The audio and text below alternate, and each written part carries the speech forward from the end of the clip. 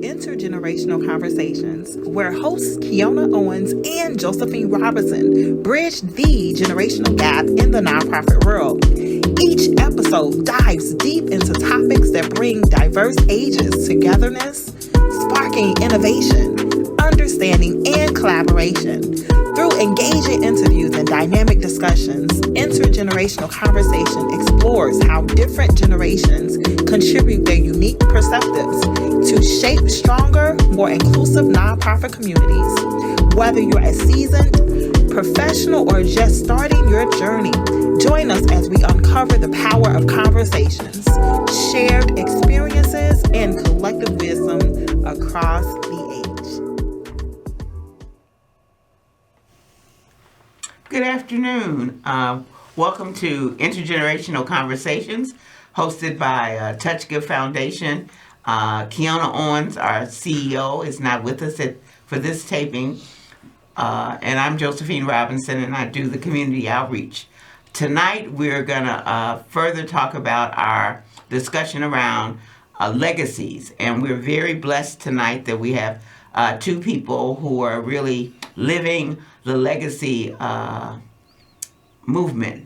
And I want to introduce them, and I'm going to have them introduce themselves, and we're going to talk a little bit about what they're doing. First of all, I want to introduce Pastor Charlie Mavry, and he's going to tell us a little bit about himself and his daughter, Charnita Davis. So, Pastor Charlie. Hey, good evening, everyone. So glad to be here. My name is Pastor Charlie Mavry. I'm the pastor of the Plentiful Harvest Christian Church, 1831 West on 69th Street. I'm also a member of the 7th District Faith-Based Subcommittee of the Chicago Police Department. I'm an executive member, team member there. I'm the general manager of WVTC TV. I sit on the Park Advisory Council for Murray Park in West Englewood. I'm also the president of Bridging the Gap Mentoring Initiatives, which is a youth mentoring organization through sports and mentoring, peer mentoring, adult mentoring, school mentoring. So I'm giving you the resume now because I'm going to be quiet and I'm going to let my daughter do most of the talking. Okay. And so you want to introduce yourself? Yes. Good evening, everyone. My name is Charnita Davis, and I also sit on the board with Bridging the Gap Mentoring youth organization. And what we do with Bridging the Gap is we work with youth and young adults, and what we do is mentoring.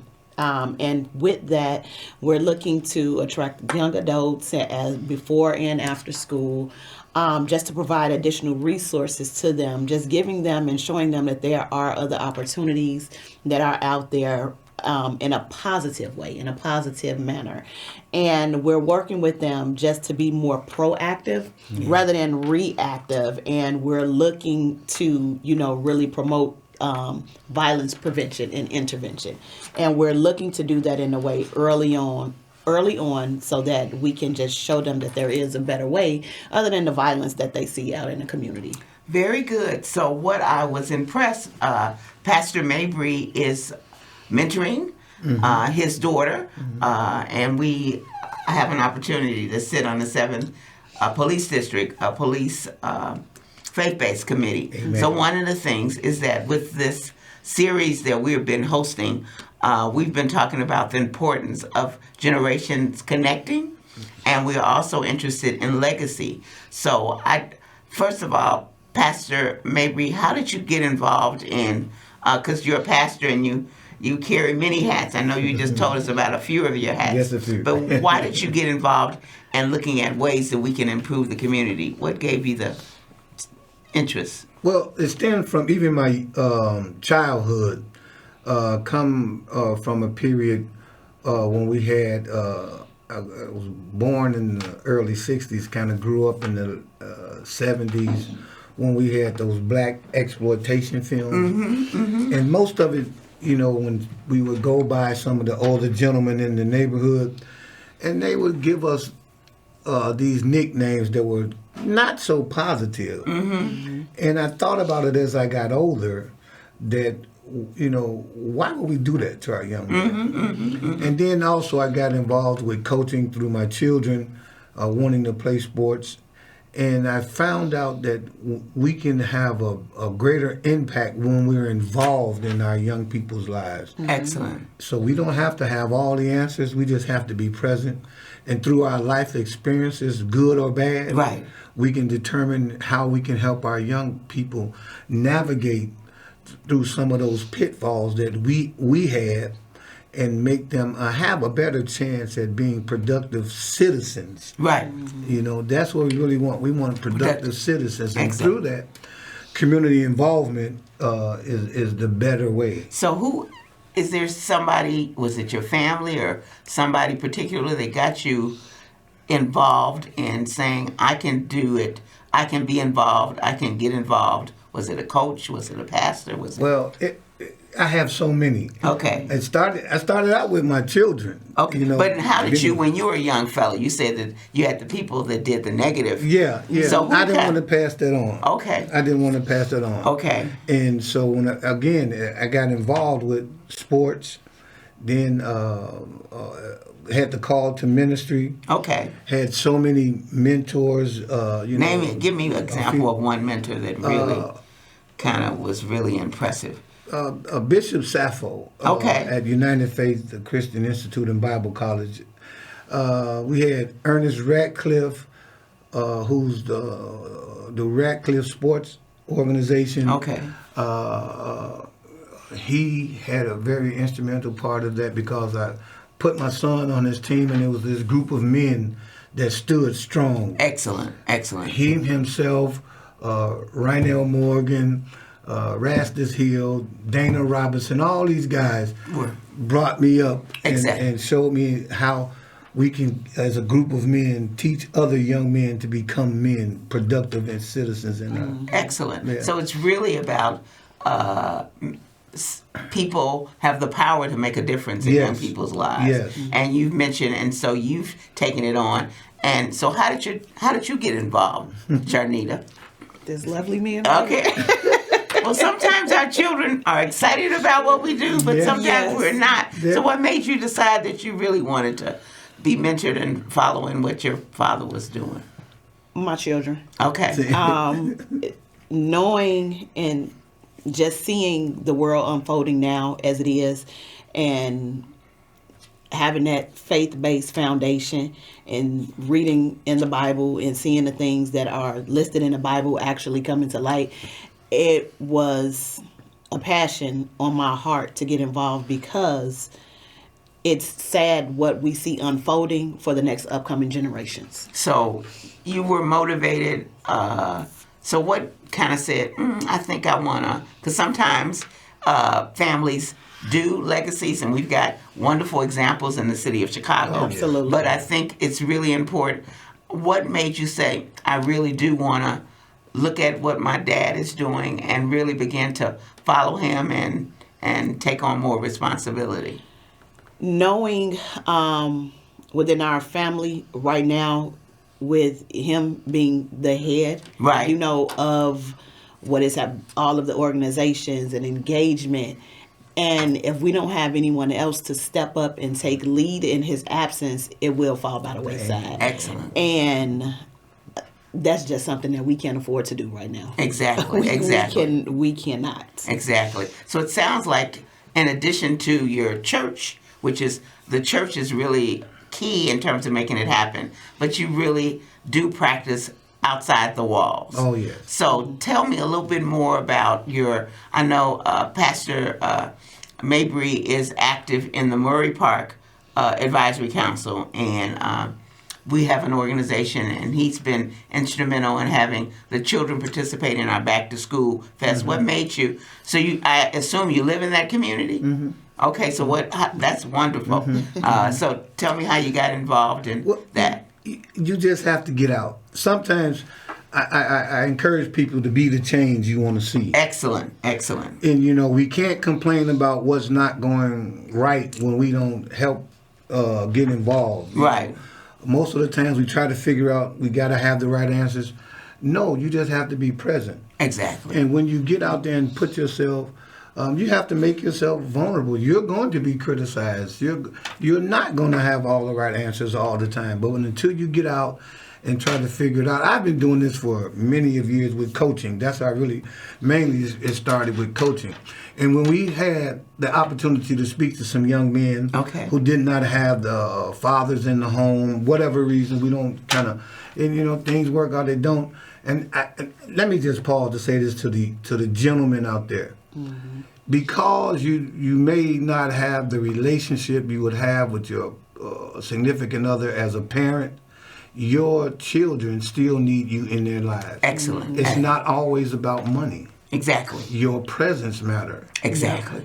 For an example, one of my daughters was premature. Okay. And she was so tiny that I didn't want to hold her. I was afraid. Okay. And the doctor told me, he says, no, she needs to feel you. She needs to feel your strength. She needs to know the power that you possess as her father. Excellent. And so that example to me meant a lot, that we must be present in our children's life. It does not matter. Yes. Money does not matter. So I think one of the things you said is that we can be the change. Yes. And I think what we've been doing with these conversations and letting people know whatever you can do that. Because a lot of times people look at the big issue and don't look at the smaller issue. Yes. So I assume probably when you were younger, did you do sports with your dad? I did not. Sports was not my thing. Okay. So what made you get involved in the he's always been a daddy's girl. A daddy's girl. So whatever daddy did, you kind of went. But okay. But it just wasn't my thing. But it is extremely important, and I am still grateful for that exposure because my children enjoy sports. Yeah. Okay. Oh wow. Okay. Yeah. Okay. So my children. So maybe not in the beginning for me, but I am. But you had an opportunity to be with your dad. Yeah. And I think that's another thing that we miss sometimes in our community. Experiences are more important than money. Yes. Because Yes. we were talking. I'm always talking to individuals, and they talk about. I remember when I went here back in the day. I went to Riverview, which was like our Great America. Or I went to the zoo, or I went to Grant Park. Oh, Grant Park. Okay, yeah. Did y'all spend a lot of time there?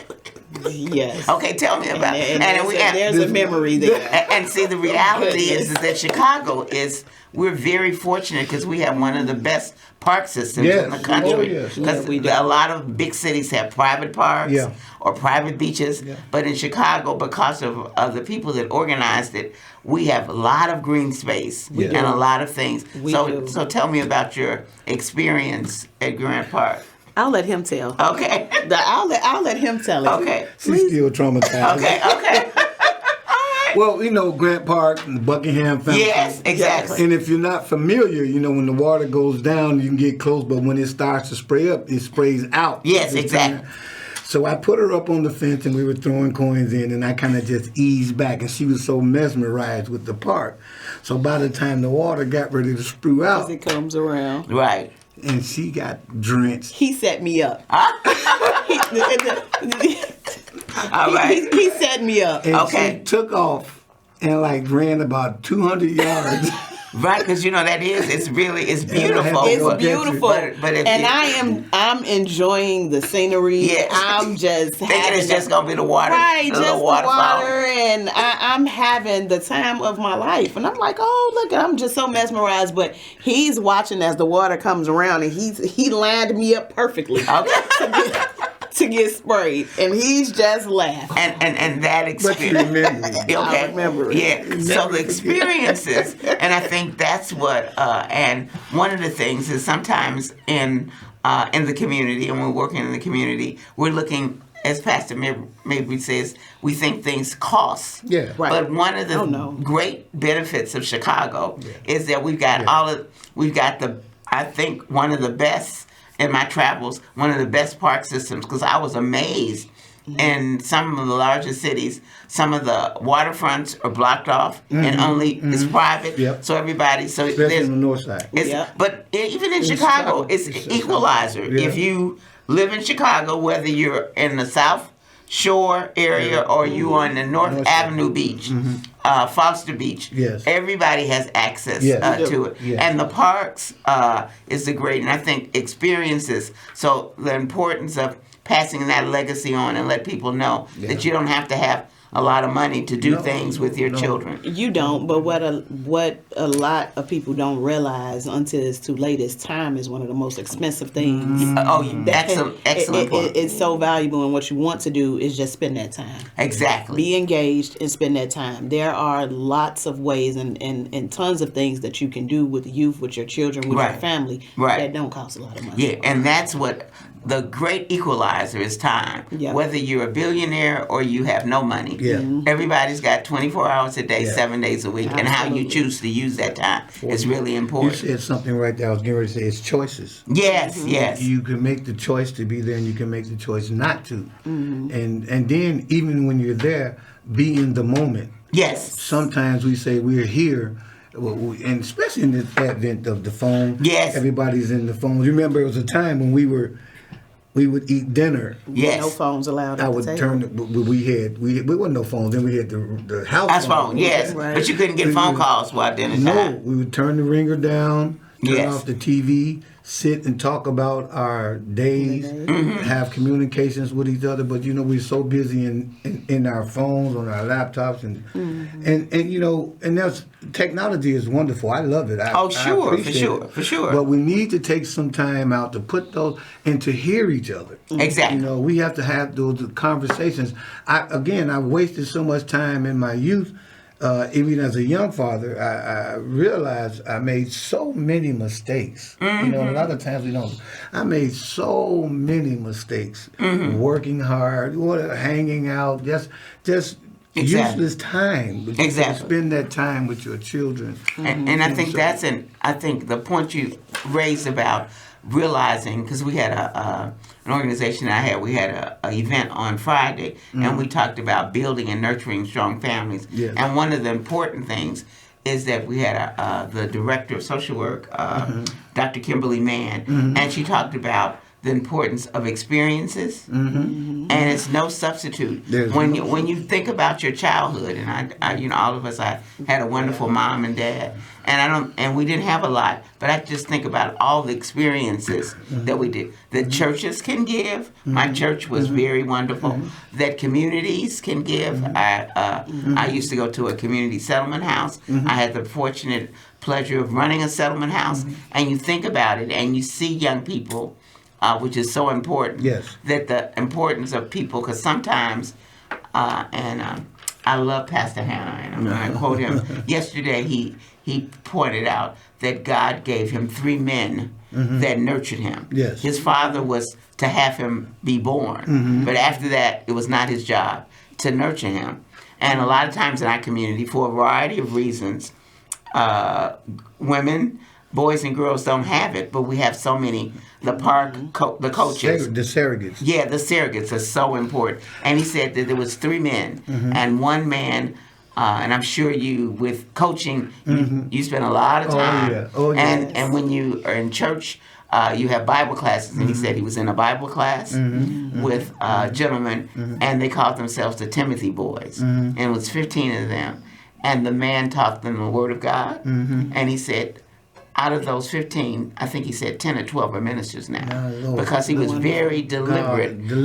And I'm sure, Pastor Mavry, as you see people in the community and young people in the community, I'm sure they stop. Do you remember me? You used to coach me. It just happened. Okay. It just happened Saturday. We were in Hyde Park, or we're going to dinner with a co-worker or ex-co-worker of mine. Some of us still get together. We're eating dinner. Was at Pizza Capri. Okay. Shameless plug. Okay. And a young man. Okay. Driving a very nice car. Yes. Came out the restaurant and said, "Didn't you used to work at Kenwood?" And he said, it's me, Hassan. I really didn't. I'm sorry. It's man. okay. It's It was okay. so many. I know. But when I realized, I said, yeah. He says, how you doing? He says, thank you. He said, I remember you. You were such a positive role model. But let me say this. We have to be intentional. Yes. And it brought to mind that you said, how did I really get started in this? I guess it was always instilled in me because when I was young, my father died at an early age. Okay. My father died when I was 4. Oh, wow. Okay. And Mom never remarried. And there was a void that I felt. And see, people understand, it does not matter why he wasn't there. Exactly.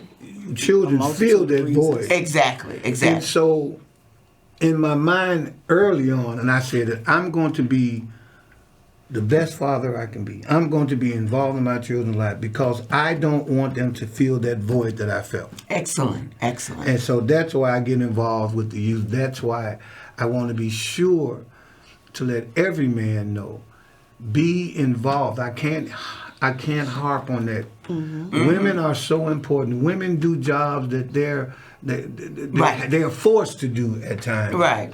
And so we have to take up the mantle. Yeah. I blame even some of our generation now for what's going on. And I take that responsibility. I said, because we didn't reach out enough to these young men. Exactly. And we let them on their own. Yeah. To try to navigate the world. And they need guidance. And we were there. And that's why it's important as we they even have a legacy award that they give out where people are very deliberate in making sure that those of us that are baby boomers, we will continue to do the work. Yes. But we also have got to mentor and train. Yes. And what you're doing with your daughter is so important. Is that you've got to in order to keep continuing, because we've got so many examples in our city, in our community. Yes. We look at the leaks and what they've done, and you look at WVON and what happened with her father, and so I think it's really important. So those conversations need to happen. And Callahan, Mr. Callahan. Yes, exactly. In the community, the Callahan Foundation. Yes. Oh, and I think awards, great legacy there. Yeah, and he said that his son came home from school and said, we got to do more than just it was his do son service. And the fact that now they have a wonderful, and you talk about a business that's involved. The Callahans are involved in the community. Yes. So anything that you'd like to share specifically in terms of what you're learning, kind of watching your dad? So right now, what I'll say is it's been amazing, actually, just to see how active he is within the community and how many different organizations he's involved with. Just from going to, from the 7th district faith-based community meeting, and we were also just in attendance for one of the RAGE meetings. The village meeting. The village meeting, and it's been amazing. Even we're out at the grocery store, and it's so many people who know, hey, Pastor Mavry, hey, Pastor, this from this meeting, I was just here. It's inspirational also. Okay, excellent. I'll say that. I know it's going to take a lot of work. Mm-hmm. However, it's worth it. Okay, amen. Commitment. Yes. And accountability. Exactly. Right? So just being accountable. But again, it's worth it because it's worth it for our upcoming generation. Exactly.